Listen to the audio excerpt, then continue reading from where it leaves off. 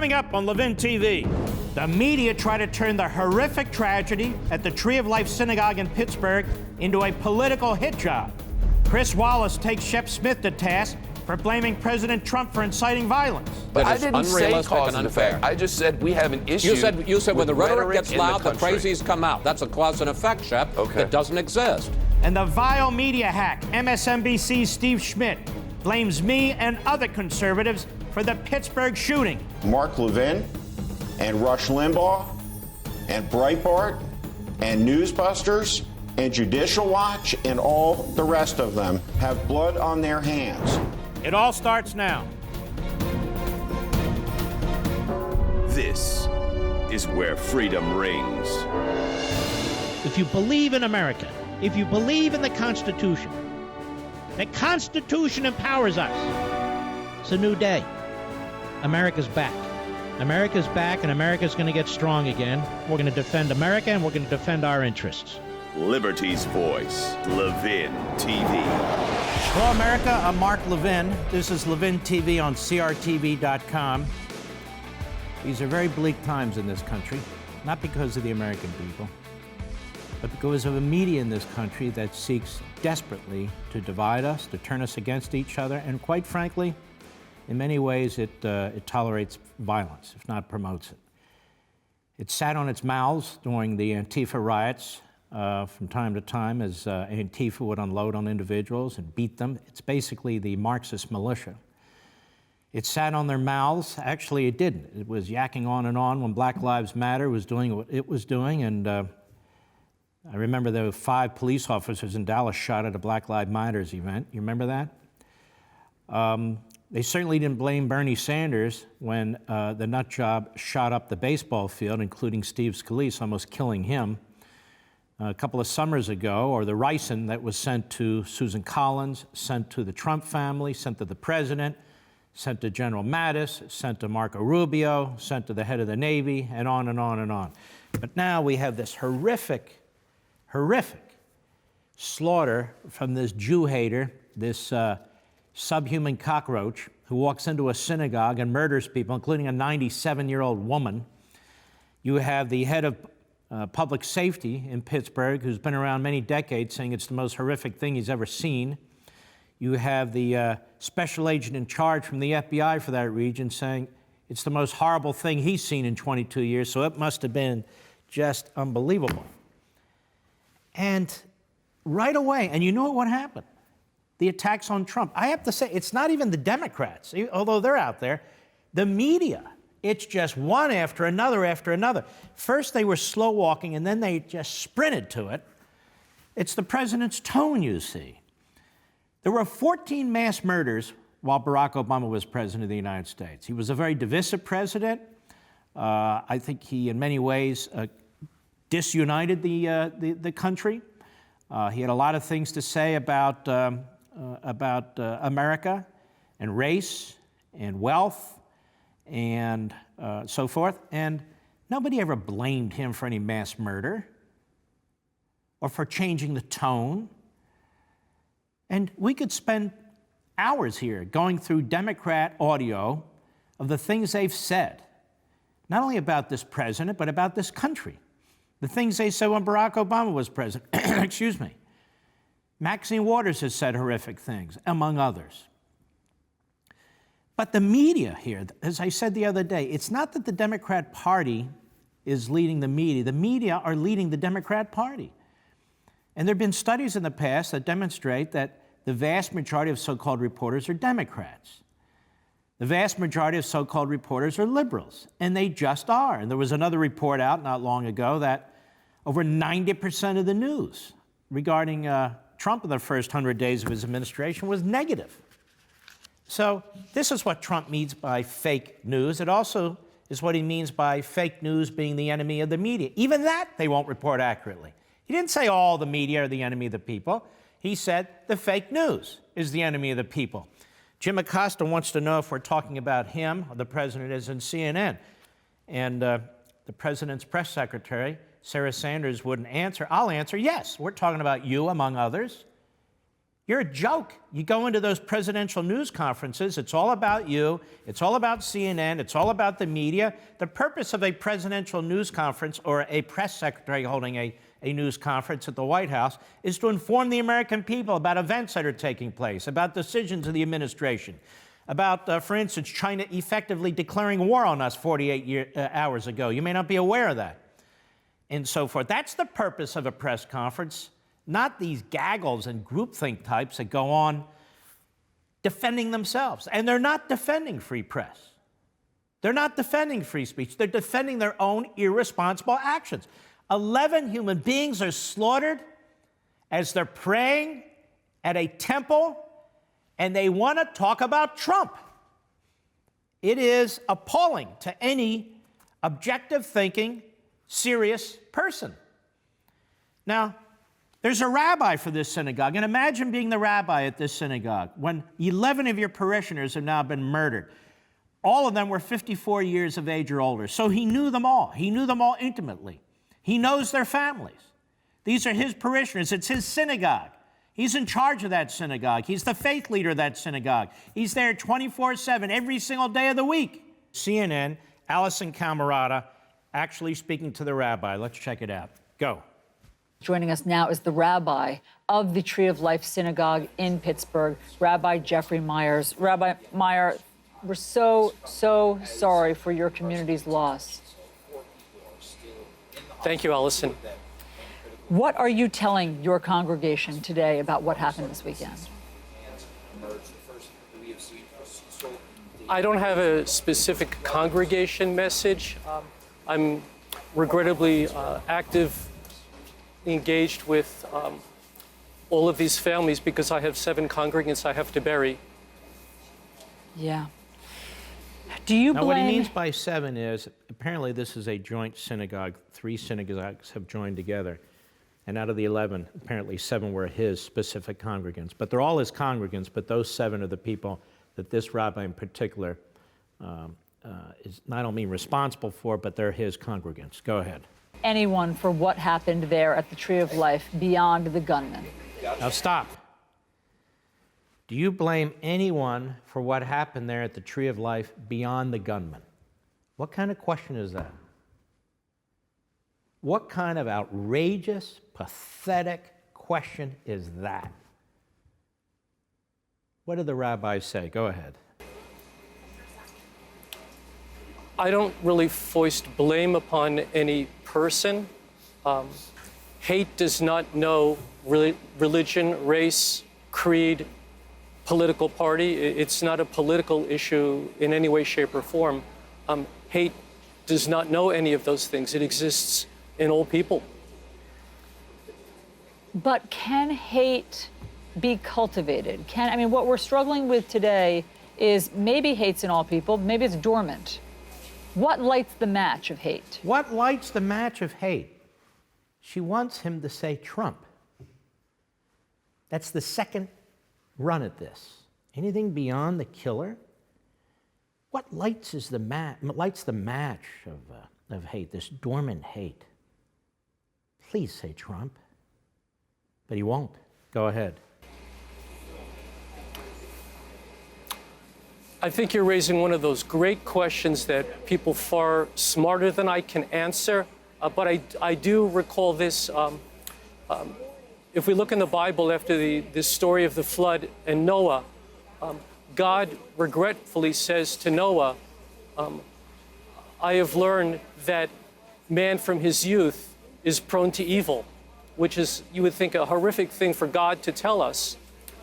The message I get from that is, yes, there is the possibility of hate in all people, but there's also the possibility of good. And good will always win out over hate if we let it in each of us. And I have seen so much good these past 2 days, the emails, the texts.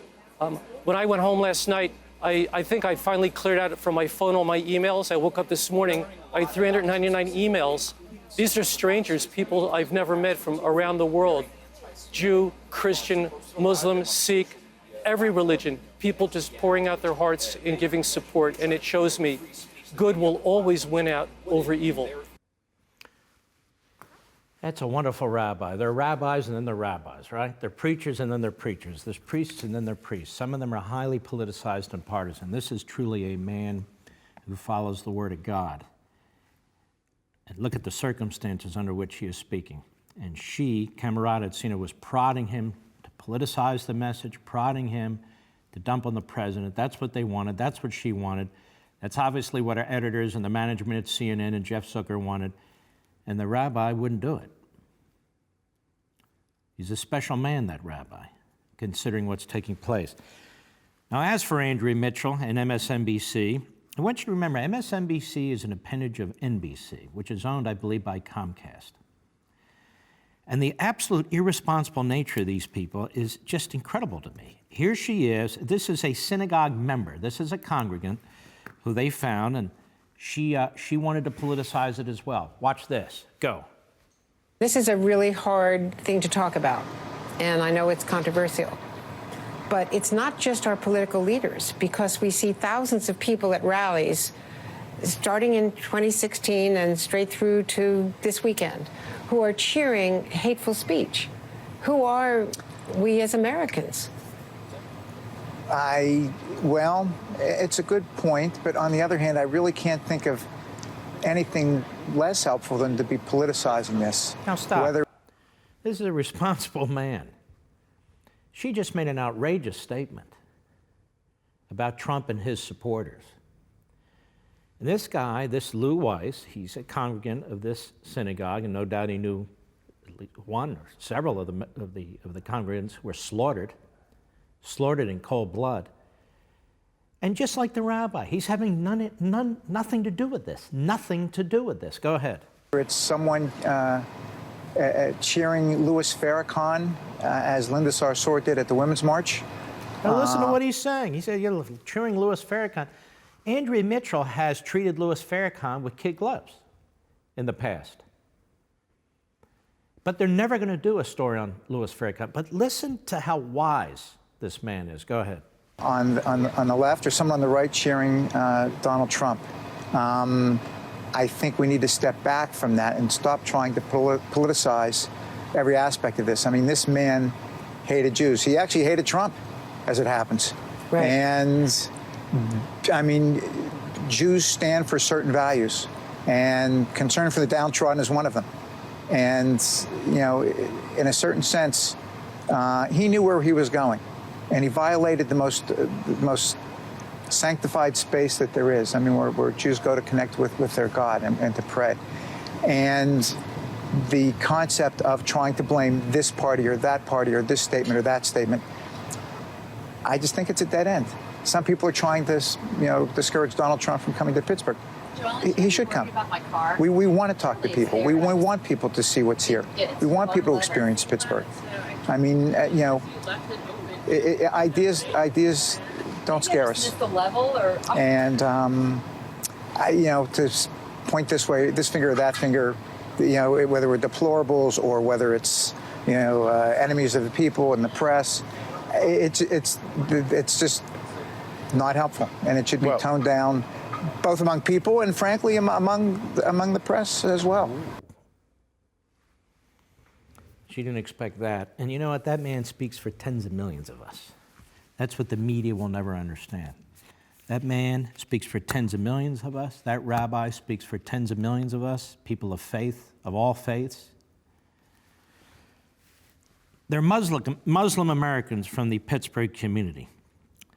And they announced $70,000 in donations. That has since soared to over $125,000 for those, the victim families and so forth, at the Pittsburgh synagogue. And this is something our news media in America can really learn from, too. I say this all the time. We Americans get along pretty damn well, despite our religions and our race and all the rest of it. We get along pretty damn well. We're a very diverse society. And what keeps us together is our civil society. What keeps us together is assimilation. This effort to balkanize us and tribalize us all the time, that's the danger. That's why some people say we cannot have illegal immigration where people are not assimilating into our culture, the American culture, regardless of background, faith, color, whatever. And there are these forces at work in this country that constantly divide us and feel that they can get political power this way, or ratings, for that matter. You saw Allison Camerata, you saw Andrea Mitchell. They disgraced themselves. They absolutely disgraced themselves, pushing a hateful agenda in the middle of this slaughter, where you had the rabbi from the synagogue and a congregant from the synagogue, basically, politely, with great temperament and judgment, saying, cool it. This isn't the time for that. We're not participating in that. And of course, we'd like to see the president if he wishes to come. But we have a group of Muslim Americans who are also showing compassion and love through their faith, something that is not highlighted through the media. Although this was on NBC News, I only saw this once. So we want to demonstrate it for you ourselves. Go ahead. We realize that it's such a tragic time, that these are our brothers and sisters, these are family. Money should not be an issue. That should not be a concern, paying for a funeral or paying for medical costs. That is not what should be focused on. It's about mourning right now. So the Muslim community at launchgood.com / Muslims Unite for Pittsburgh Synagogue, we started to raise some money. And since yesterday afternoon, we've been able to raise over $70,000 for the community. And this is sincere, that we're not going to stop. We don't think our work is finished because that's a high number. We just want to know what you need. You know, if it's more money, let us know. If it's people outside your next service, you know, protecting you, let us know. We'll be there. That's America right there. That's America. And that is beautiful. Absolutely beautiful. 4 days ago, really, I think the day that this slaughter occurred, Chris Wallace and Shep Smith were on the Fox News channel. A lot of people criticize Chris Wallace. I actually think he's a pretty darn good journalist when you take his whole career.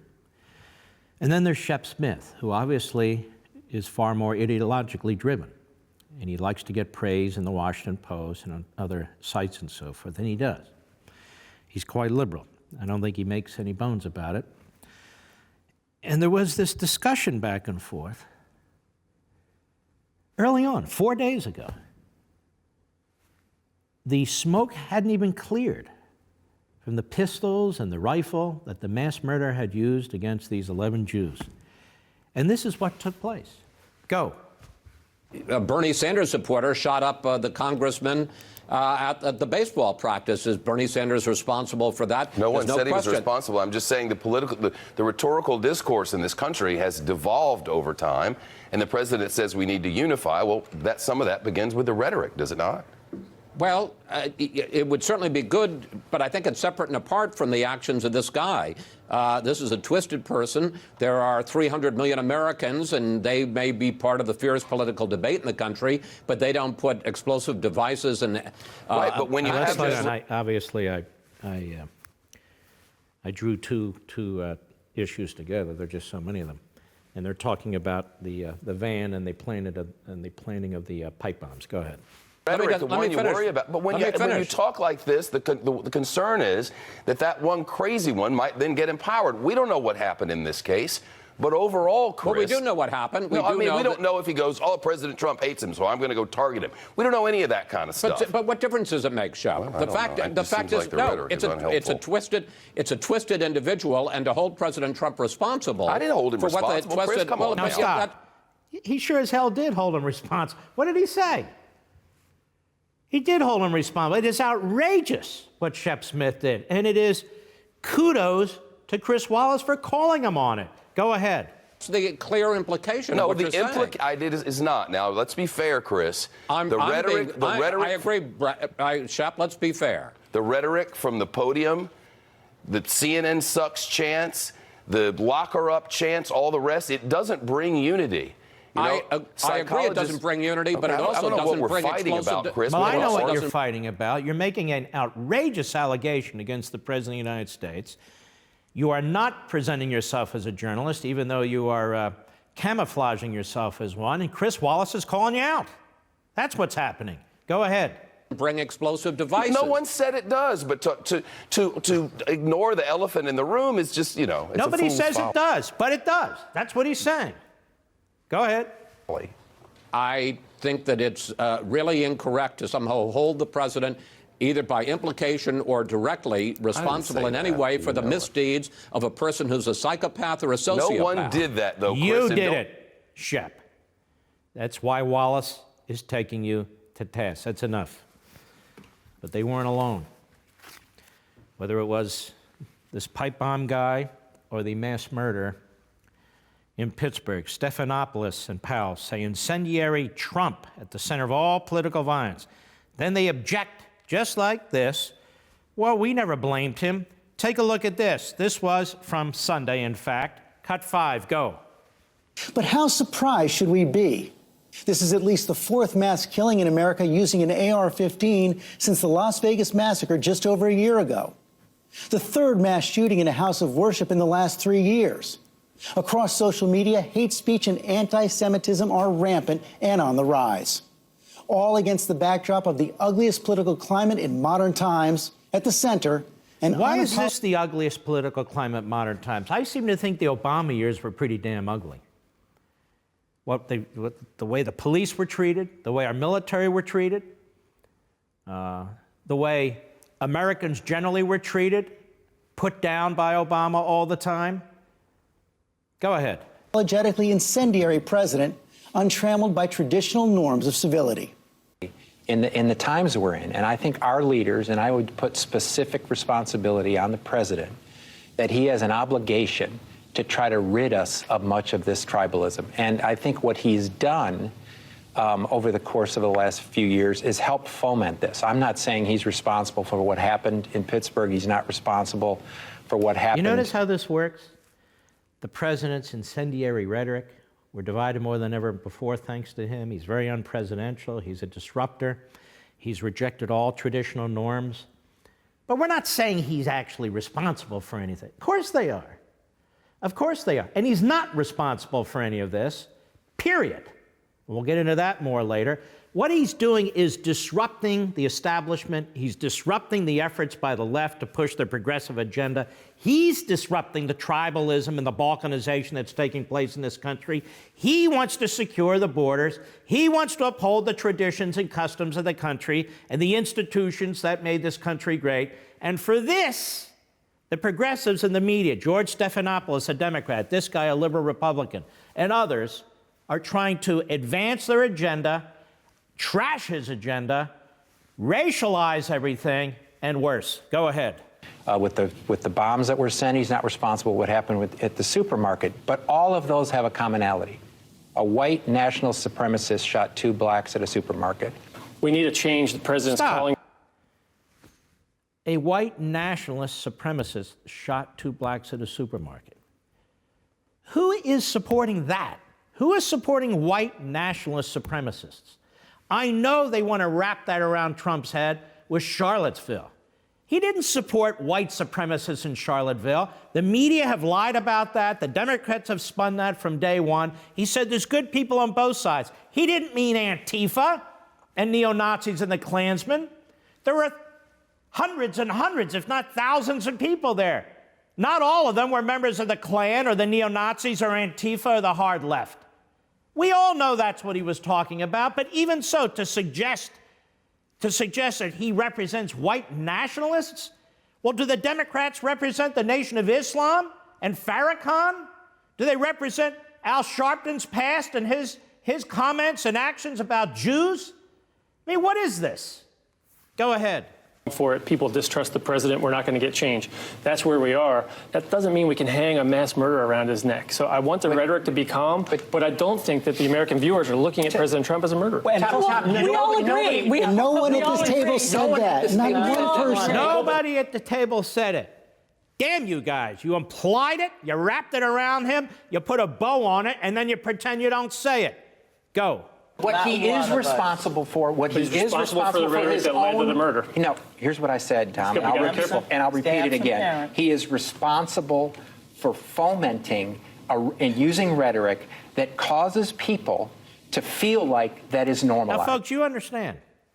like the rabbi, like the congregant said, you understand that this mass murderer had a long history of Jew hating and posting things on his social site. And you also understand that he deeply disliked Donald Trump because he said Donald Trump was a globalist and Donald Trump was surrounding himself with Jews. He didn't like what Donald Trump did with Israel. He rejected Donald Trump. So how is Donald Trump in any way associated with this? The man who shot up the baseball field in Alexandria, Virginia, with a list of Republican congressmen, he was a Bernie Sanders supporter. He went to Bernie Sanders' office. He was furious with what the Republicans were doing with Obamacare and health care because he believed in the Bernie Sanders agenda. There's far more of a connection between that sniper and there is Trump with this mass murder. Now, I don't blame Bernie Sanders. I'm just pointing out how ridiculous this is and how grotesque the media are. They are committed to politicizing this and dragging down this president. It could be this. It could be the pipe bomb guy. It could be Stormy Daniels. It could be the Stormy Daniels lawyer. It could be some psychologist who says he's mentally ill. It doesn't matter. They grab onto everything they possibly can. They reject his election. They reject this man, period. Now, Steve Schmidt. This man was a Republican operative, mostly for McCain years and years ago. He's jumped the shark. He's jumped more than that. He's now a man of the left. He's on MSNBC repeatedly. He is unhinged. He is vile. And he may well be a bigot. He may well be anti-Semitic because he's obsessed with me. He's obsessed with me. Now we have a Jew hater who shot up a synagogue. And you know who he blames for that, among others? Me. Me and other conservatives. This is unbelievable. You got to listen to this. This man should be fired by MSNBC. People have been fired on these cable shows and on the networks for a hell of a lot less than what this man said. A hell of a lot less. And he's damn lucky he's not sitting right here in front of me. I can tell you that right now. Damn lucky. And my family is furious with this, to throw something out here like this. You're about to hear it. This is MSNBC with Chris Hayes yesterday. Go. 40% of the country has opted into an alternate reality. We have to wake First of all, up look how he talks about those who disagree with him. You're nuts, is what he's saying. You have an alternate reality. So you're living in an unreality. So you're mentally ill, according to this fool. And notice how they have former Republican strategist. This guy resigned from the Republican Party. He's a never-Trumper. That's what they should say. And then Trump's America. How irresponsible. This is media. Go ahead. In this country and understand the danger that this presents to all of us. We can't put our heads in the sand. Kellyanne Conway despicably today goes on national television and she said, well, this shooter's motives were because there's an anti-religious sentiment. No, ma'am. The propaganda industry that she commands with the vile president that she serves, abetted by Mark Levin and Rush Limbaugh and Breitbart and Let's just stop there. I haven't talked to Kellyanne Conway. I don't know how long. I think I bumped into her at CPAC once. It's not like but that's irrelevant. So I, in part, am responsible for what this guy did. Let me tell you what this jackass doesn't know. There used to be a website of neo-Nazi and Klansmen, and one of the people who contributed to it was that nut who went into that black church several years ago, remember, in South Carolina, and sat there with a pistol and murdered those congregants. They were sitting right in front of him. They brought them into his church. They wanted them to be part of the spiritual community, and he murders them. That guy contributed to this website. I forget the name of the website. Storm something or other. That website repeatedly had me on that website with a Star of David or with horns on and a tail about Levin the you-know-what and Levin the you-know-what going on and on and on. These neo-Nazis and Klansmen, they threaten me. They threaten me. They threaten my family. Stormfront, that's the name of it. And for this POS to go on here, who's never spoken to me in my life, who knows nothing about me, to go on there to attach me and some other wonderful people and sites to what took place in Pittsburgh, because he is a barking dog for this network. They know exactly what he's going to do. It's a disgrace, and he should be fired. His ass should be fired. Go ahead. Busters and Judicial Watch and all the rest of them have blood on their hands. I have blood on my hands, and they have blood on their hands, and this anchor sits there because he likes what he's saying. This network allows this to take place. I have blood on my hands because Jews, I'm a Jew, Jews were slaughtered at a synagogue in Pittsburgh. I despise these people. And they sit there and lecture you and me about unity and toning it down. It's appalling. Go. Incitements that they have made that have triggered and radicalized these crazy people. It is deliberate in intent. He scapegoats minority population. Shut the hell up. He is absolutely loathsome. A loathsome person. Absolutely loathsome. And the idea that MSNBC has him, the same MSNBC that tolerates Joy Reid with her homophobic tweets and her other tweets, which are bigoted and hateful, and she remains. She's questioning me too. The same damn network that puts Al Sharpton on there, a real hater. Al Sharpton, Joy Reid, Steve Schmidt. Is this a joke? And then CNN. See, Trump doesn't need to tell tens of millions of people to despise these networks. We despise them because of them. We hear them. We watch them. We don't snap to the president's fingers and so forth. We don't react to his snapping of fingers and jump up and down. No, we see this ourselves. We hear this ourselves. So CNN has this guest, Julia Eihoff. Now listen to what she said. This is yesterday, too. Go. This president, one of the things that he really launched his presidential run on is talking about Islamic radicalization. And this president has radicalized so many more people than ISIS ever did. I mean, the way he talks, the way he it's the way he talks, the way that he allows these people, the way he winks and nods. ISIS. The president radicalizes people more than ISIS. And Jake Tapper sits there with that stupid look on his face over at CNN. He is thrilled she had to say that. And later he says, I didn't interrupt because I knew the other guests would jump in. You're the host. You're the anchor. Somebody makes a statement like that. So I have blood on my hands. Other conservatives have blood on their hands. President's compared to ISIS. Well, at least it's not last week where he was compared to Hitler. And then the same media says we need to tone it down. You bring somebody on like this, I guarantee you she won't be banned from CNN, but she wasn't done. Go. You can't overestimate the power of the bully pulpit of a president. You know, the things he says and the things he doesn't say and the ways in which he says them, the ways in which he condemns racists, where you can see it's so half-hearted. It's like a kid being forced to do something by his parents, and then 5 minutes later he's joking to his friends or, you know, his two bobbleheads next to her. Right. That's her idea of diversity on CNN. So the president, you see, is a racist, a white supremacist, a white nationalist, because he half-heartedly condemns white nationalism. How many more times does he have to do it? He's done it 12, 24 times. How many more times does he have to do it? How many times will the Democrats be asked to denounce Farrakhan? Never. Go ahead. Of millions on followers on Twitter that actually he doesn't care all that much. That sets a tone. And, you know, I have to say it's not just, you know, the freaks that Steve mentioned that hear this, pick up an AR-15 that they can buy as easily as they can buy a pack of cigarettes. You mean Rick, sorry, Rick. Yeah.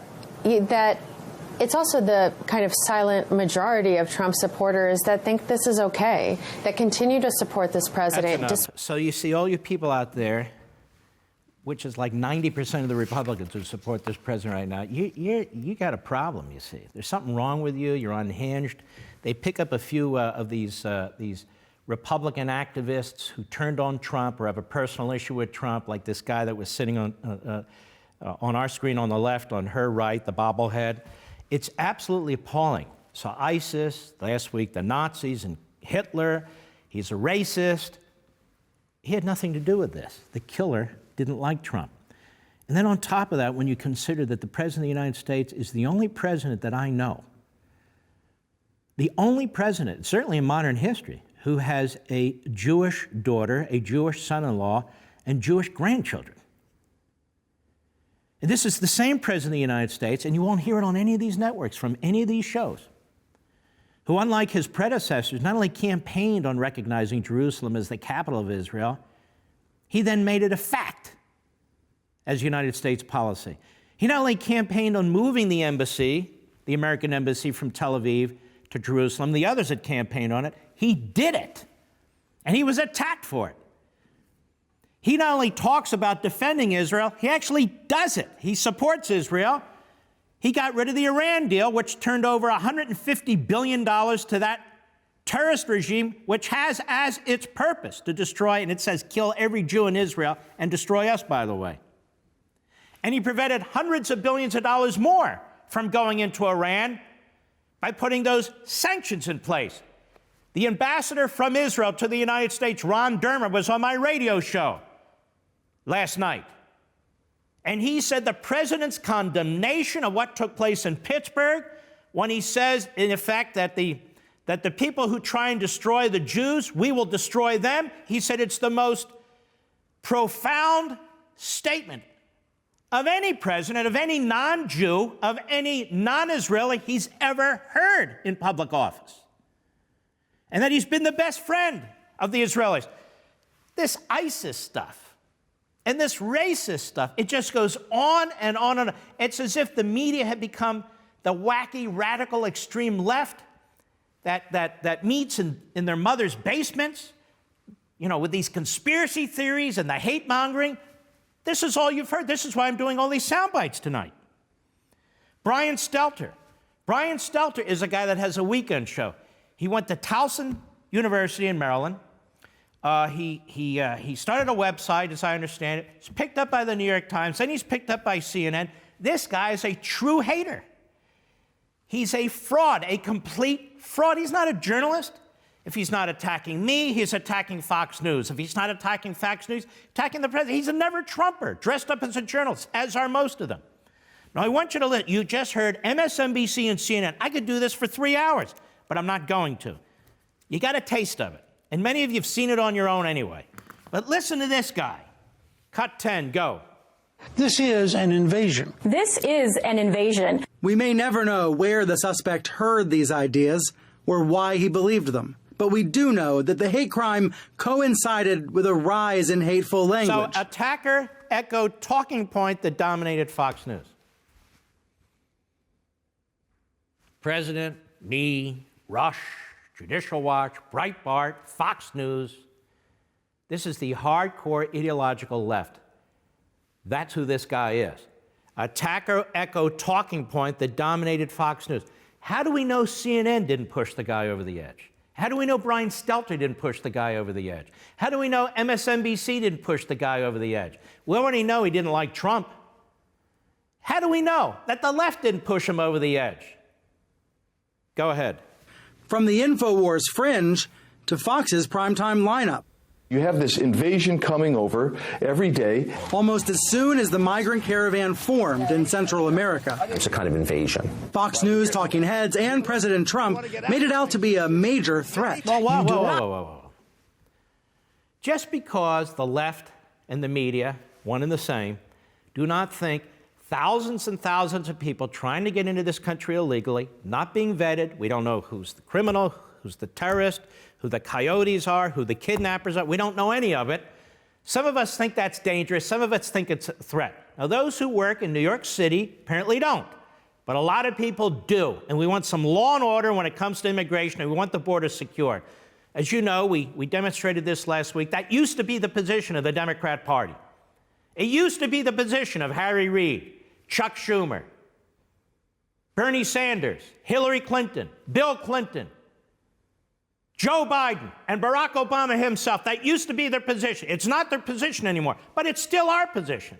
And when you have people trying to invade the country, it's not a caravan, it's an invasion. When thousands and thousands of people are trying to come into your illegally and are organized to do so.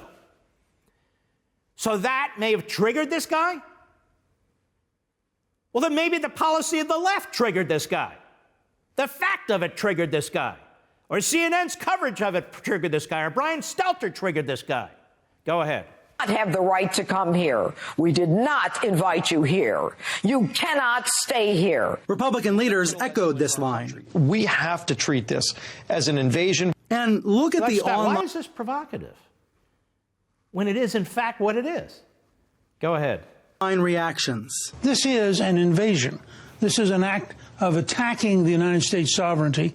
Scroll down on any of these videos on YouTube, and the fire... Now, look, we can all do that, right? You can scroll down on any of these videos on YouTube with the left-wing kooks. Or that website I told you about.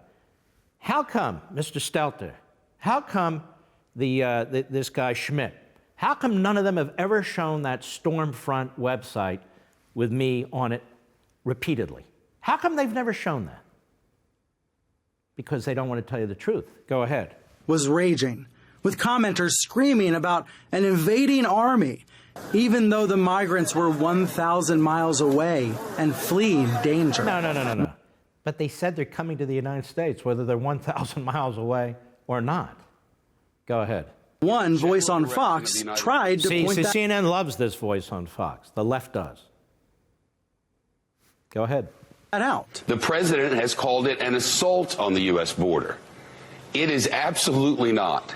But his audience rejected that. Shep Smith reading a tweet from a viewer. Sorry, Shep. We are not Is this a joke? How many tweets do I get? How many? I mean, it's just so ridiculous, this phony report. I'm done with Stelter. Stelter's a fraud anyway. You might recall 2 marches ago when I was trying to explain, based on media reports, the espionage that was taking place against Trump world, and Stelter fought it every step of the way. And he still hasn't apologized to the American people because he's a hack. He's a hack, and he's very sleazy about the way he goes about doing his business. Then they have this guy, John Avlon, A-V-L-O-N at CNN. Just see how they keep piling up with these hosts, with these guests who push the same narrative. The President of the United States points out that Andrew Gillum, who's running for governor of Florida, calls him a thief.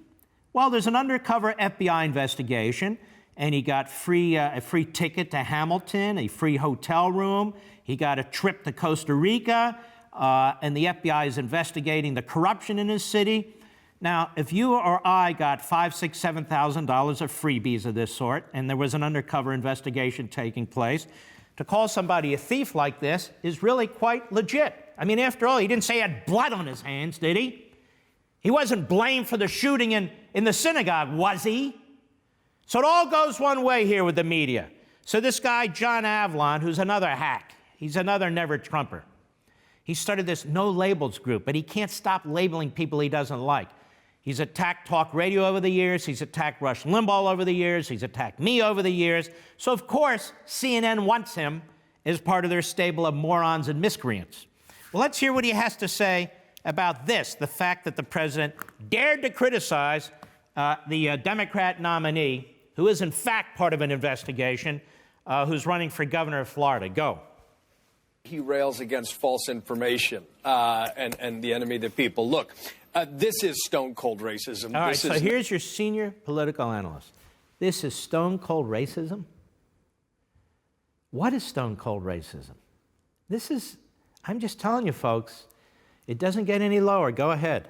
Not subtle, as John Berman pointed out. There's the absurdity of the Harvard, Yale, Ivy League educated populist Trumper, and then just a flat-out libel of the Democratic candidate.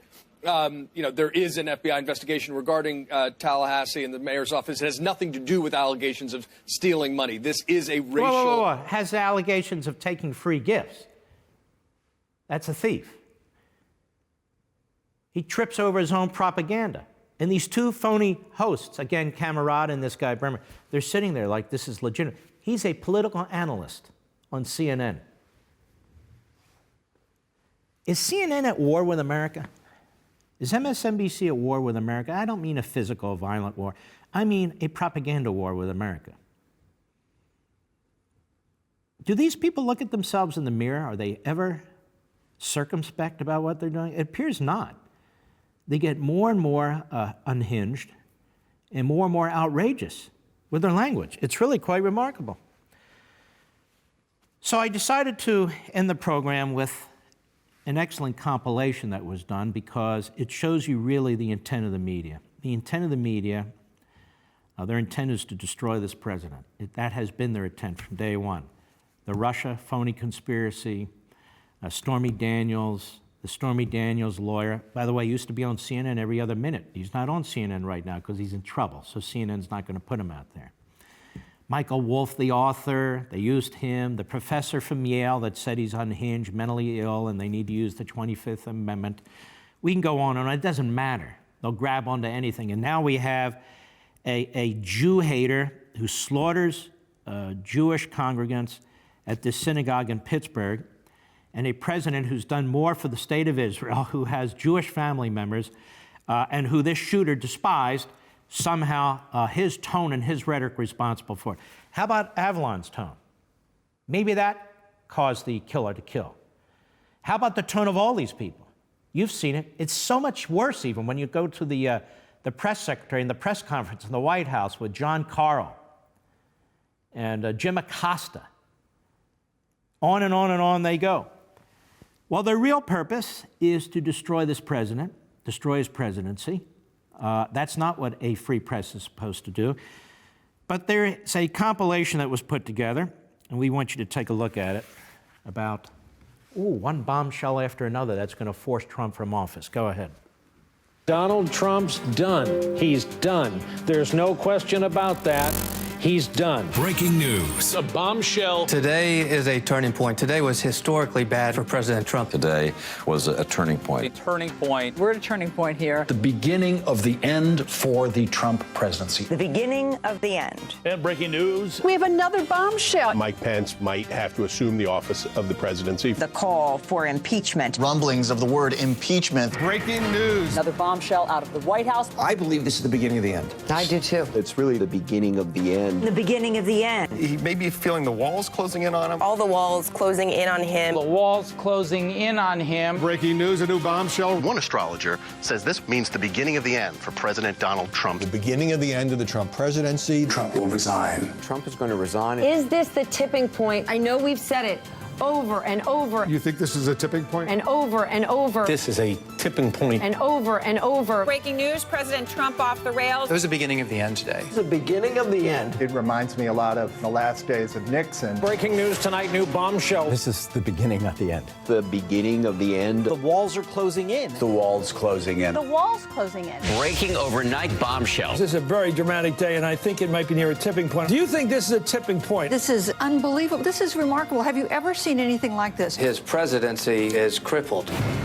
December 1st, 2017, you can mark it down. This is the day that everything changed. We begin with the bombshell. The beginning of the end? The beginning of the end. The beginning of the end. The beginning of the end. The beginning of the end. The beginning of the end. In fact, if this were a football game, we're in the third quarter. May even be the beginning of the end. We begin tonight with the bombshell. Donald Trump is in a lot of trouble. Trump is in trouble. The president will resign. Another hour, another bombshell. This is a tipping point. Trump's going down. This president could be impeached. I do not think the president will serve out his term. Resignation. I don't think this president is going to serve out his term. Mr. Trump will not serve out his term. He will not serve out his term. No way. No how. Breaking news. Absolute bombshell. I think Donald Trump is in trouble. Donald Trump is not. He's done. And it's over. It's over. The walls closing in. The walls closing in. This is going to be the Achilles heel. Breaking news tonight. I expect Trump to depart. This week will be the watershed week. Trump is in big trouble. Trump's in a lot of trouble. It's a sign of a terrified old man who feels the Walls Closing in. The walls Are increasingly closing in on him. Tonight, the walls are closing in. today changed everything. This is the beginning of the end. today, the biggest Tipping point for the Trump administration. What a historic day. The bombshells, they fell. It's entropy and it's crumbling internally. He's underwater. He feels The walls closing in. Could his testimony be a turning point? We may be at a tipping point. It's the beginning of The end. The beginning Of the end? Another bombshell. bombshell. Bombshell. Bombshell. Bombshell. Bombshell. Bombshell. Bombshell. This is a bombshell. It is a bombshell. I am beginning to resent the word bombshell. Well, there he stands. They want him out. The vast majority of them want him out, by hook or by crook. I want you to think about how cold-blooded these media types are in the face of this horrific tragedy. They want to know, did the president say enough? Did he say too much? Did he blame the parishioners? Is it his tone? Is it his tone at these rallies? And of course, it's all timed 1 week or so before the midterm elections, 1 week from today, which are crucially important. Early voting going on in many, many states right now. And they want you to have an extraordinarily negative view of this president and his administration. They want you to think the country's in chaos. They want you to pull the lever for anybody but a Republican in the House and in the Senate. And they do not want to be disappointed again like they were in 2016. So let me say this to you. Disappoint them. If you're fed up with this, and I'm fed up with it, you make sure you vote. Make sure you vote, and even that's not enough. Make sure your family members vote, your friends, your neighbors, and your colleagues. I've talked about this before here and on radio. You're the precinct captain in your home and on your street, and in the office or on the assembly line or in the truck that you drive. You're the precinct captain. It's crucially important that you bring 5 to 10 people with you to the polls, or you make sure they vote, or vote early, if it's allowed in your state. If we do that, if those of you listening to me on Levin TV, listening to me on my radio show, watching me on the Fox show, if you bring 5 to 10 voters to the ballot box or have them vote early if it's permitted, we will crush them. It's up to you to change the narrative. And we need to take a stand. You may have your differences with this president on this issue or that issue. I have some myself. It doesn't matter. That's not what this election's about. This election's bigger than any one issue. I call it the choice between Americanism and progressivism, between capitalism and socialism, between freedom and, yes, tyranny, between a real free press and a left-wing press. It's a stark choice. It's an important choice. So you need to show the media, you need to show academia, you need to show the Democrats, you need to show everybody that you're out there. They don't believe you're out there. You're not going to be influenced by these demagogues and their propaganda. And if you're going to vote on Election Day, you're going to be the first one in line, as I will be. My entire family is going to vote, and I'm reaching out to friends as well. Please do exactly the same thing. You need to treat this as a presidential election, not a midterm election. And many of you that have Senate races in your states, that's a burden on you that you must address. You must vote. And these House races are crucially important. There may be a House member who is a rhino. Well, you're going to have to bite your tongue and vote for them. And you deal with them in the next election. Deal with them as you must down the road. Primary them down the road. But right now, they're the nominee. They're the nominee. And while they may not be on our team when it comes to substance, they're not on the other team when it comes to tyranny. And that's my point. And that's my point. You are not racists. You're not Nazis. You don't have blood on your hands. You're not deplorables. You are red-blooded American citizens. And you're sick and tired of being talked about this way. These attacks, if truth be told, are not just on the President of the United States, they're on you. And you've heard some of that. They're on you. Many in the media despise you. They think you're stupid. They have more compassion for foreigners marching toward our border than they do for hardworking American citizens who make this country work. There's a huge disconnect between the modern media and the American people, not like during the founding. The pamphleteers, the relative handful of newspapers, they're very pro-American principles, individual liberty, private property rights, national sovereignty, law and order. Back then, the press, well, it was in the beginning of its birth in many respects, stood where you stand today on the issues. They didn't trash American traditions, customs, and principles, as our media do today. So you need to keep that in mind. And again, vote. That's it.